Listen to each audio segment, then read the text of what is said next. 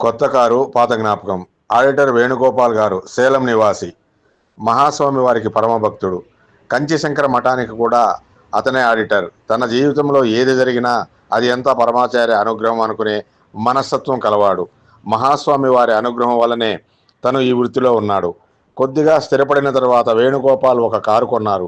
మహాస్వామి వారికి తన కొత్త కారును చూపించాలనే కోరికతో కారులో కాంచీపురానికి బయలుదేరారు. శ్రీమఠం ముందు కారును నిలిపిన తర్వాత మహాస్వామి వారి మఠంలో లేరని, వారు కలవైలో విడిది చేసి ఉన్నారని తెలిసింది. వెంటనే వారు కారులో కలవై బయలుదేరిపోయారు. మహాస్వామి వారు విడిది చేసిన చోట బయట కారును నిలిపి లోనికి వెళ్ళారు. మహాస్వామి వారు వేణుగోపాల్ని చూసిన వెంటనే అతను చెప్పకముందే మహాస్వామి వారు ఏంటి కారు కొన్నావా అని అడిగారు. మహాస్వామి వారు భవిష్యత్ వర్తమానాలు తెలిసిన త్రికాల వేదులు కదా. ఆ ప్రశ్నకు ఆశ్చర్యపోయిన ఆడిటర్ అవును పెరియవా అని చిన్నగా సమాధానం చెప్పారు. మహాస్వామి వారికి ముందుగా తెలుపకుండా కారు కొన్నందుకు తప్పు చేశానేమో అని ఒకంత బాధపడ్డారు. కానీ వారికి ఉన్న దాంట్లో సౌఖ్యంగా బ్రతకడం మహాస్వామి వారు ఎన్నడూ తప్పు పట్టేవారు కాదు.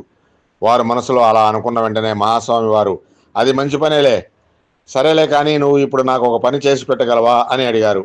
వారు అవునట్టు తల పంకించారు. అప్పుడు మహాస్వామి వారు నువ్వు ఇక్కడికి నుండి కొద్ది దూరం వెళ్ళి కుడి ప్రక్కకు తిరిగి అలాగే కొద్దిగా ముందుకు వెళ్ళి నీకు ఒక చెరువు కనపడుతుంది. ఒక ముసలివాడు ఆ చెరువు గట్టుపై కూర్చుని ఉంటాడు. నువ్వు అతన్ని నీ కారులో ఇక్కడికి తీసుకుని రావాలి. ఏం చేస్తావు అని అడిగారు. మహా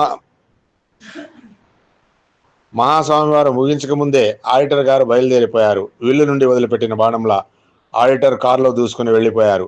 మహాస్వామి వారు చెప్పినట్టు గడ్డం ఉన్న ఒక ముసలాయన చెరువు గట్టుపైన కూర్చుని ఉన్నాడు. మహాస్వామి వారు చెప్పినది ఇతన్ని తీసుకురమ్మనే కదా అని అనుకుని వృద్ధుడి దగ్గరికి వెళ్ళి మహాస్వామి వారు చెప్పిన విషయాలు చెప్పాడు.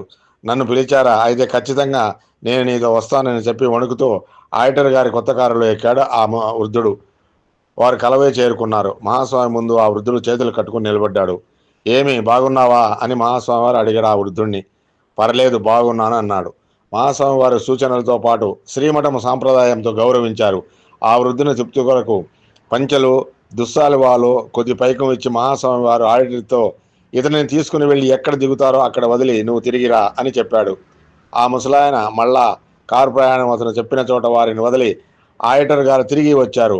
అతను ఆ వృద్ధుడు గురించి ఏమీ అడగలేదు. చిన్నతనంలో హఠాత్తుగా ఒకరోజు నన్ను తన గుర్రపు బండిలో ఇక్కడికి తీసుకుని వచ్చాడు. ఎందుకని అప్పుడు నాకు తెలియదు. ఇక్కడికి వచ్చిన తర్వాత నేను 68వ పీఠాధిపతిని అని చెప్పారు. నాకు అప్పుడు సంస్కృతం కూడా తెలియదు, వేదనలు కూడా అన్యాయం చేయలేదు. ఇక్కడికి వచ్చిన తర్వాతనే అన్నీ నేర్చుకున్నాను.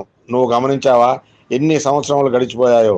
ఈ మహాత్ముడే నన్ను గుర్రపు బండిలో ఎక్కించుకుని ఇక్కడికి తీసుకుని వచ్చాడు. నన్ను ఎందుకు పిలిపించారో ఇతనికి తెలియదు. అతను ఎలా మర్చిపోగలను? హఠాత్తుగా గుర్తుకు వచ్చాడు. అందుకే నీ కారులో ఇక్కడికి తీసుకుని రమ్మన్నాను అని చెప్పారు.